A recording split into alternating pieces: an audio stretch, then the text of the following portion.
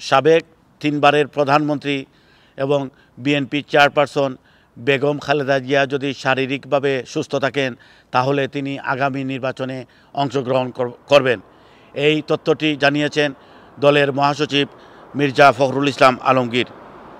শারীরিকভাবে সুস্থ থাকলে বিএনপি চেয়ারপারসন খালেদা জিয়া আগামী জাতীয় নির্বাচনে অংশ নেবেন বলে জানিয়েছেন দলের মহাসচিব মির্জা ফখরুল ইসলাম আলমগীর। বাংলাদেশের সাম্প্রতিক বিষয়াবলী নিয়ে ভারতীয় সম্প্রচার মাধ্যম এনটিটিভির সঙ্গে কথা বলেছেন দলের মহাসচিব।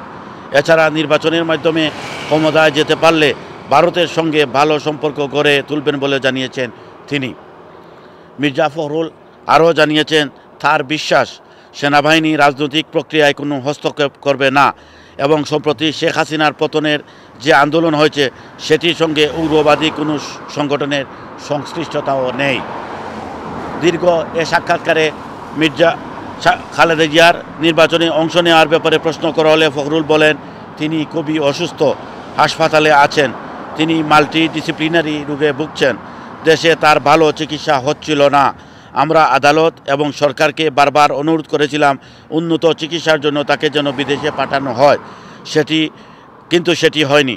চিকিৎসকরা জানিয়েছেন এখন বিদেশ যাওয়ার মতো শারীরিক অবস্থা তার নেই। তাকে দেশের বাইরে নিয়ে যাওয়ার জন্য আমাদের আরও কিছু সময় অপেক্ষা করতে হবে। তিনি যদি শারীরিকভাবে ফিট থাকেন তাহলে অবশ্যই নির্বাচনে অংশ নেবেন। মির্জা ফখরুল জানিয়েছেন বিএনপি এখন নির্বাচনের জন্য প্রস্তুত, তবে দেশে সুষ্ঠু নির্বাচনের পরিবেশ তৈরি করতে সময় লাগবে, কারণ শেখ হাসিনার সরকারের সময় নির্বাচনী কাঠামো কার্যত ভেঙে দেওয়া হয়েছিল। তিনি বলেন পুরো নির্বাচনী ব্যবস্থা দূষিত হয়ে গেছে এবং এটি এখন একটি অবাধ ও সুষ্ঠু নির্বাচন আয়োজনের অবস্থায় নেই। এ কারণে তাদের নির্বাচনী ব্যবস্থায় কিছু পরিবর্তন আনতে হবে। তাকে আরও প্রশ্ন করা হয় সজীব ওয়াজেদ জয় বলেছেন শেখ হাসিনা পদত্যাগ করেননি, এটির সত্যতা কী? জবাবে ফখরুল বলেন রাজনৈতিক দল এবং সেনাবাহিনীর উপস্থিতিতে রাষ্ট্রপতি নিজে বলেছেন তিনি পদত্যাগ করেছেন। এটি কোনো জবরদস্তি ছিল না, বিপ্লব ছিল।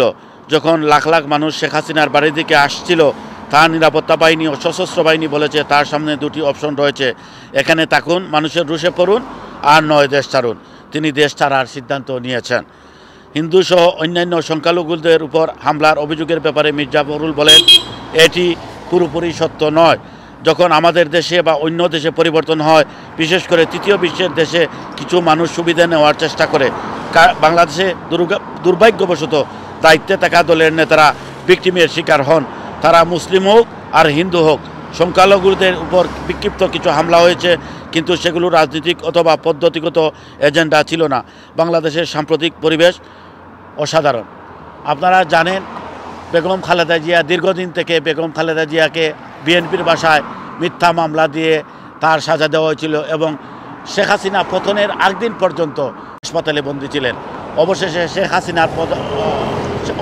হাসিনার পতনের পর বেগম খালেদা জিয়ার শরীর যদি নির্বাচন পর্যন্ত সুস্থ থাকে তাহলে তিনি নির্বাচনে অংশগ্রহণ করবেন। এম এ কাইয়ুম, কি নিউজ, যুক্তরাজ্য।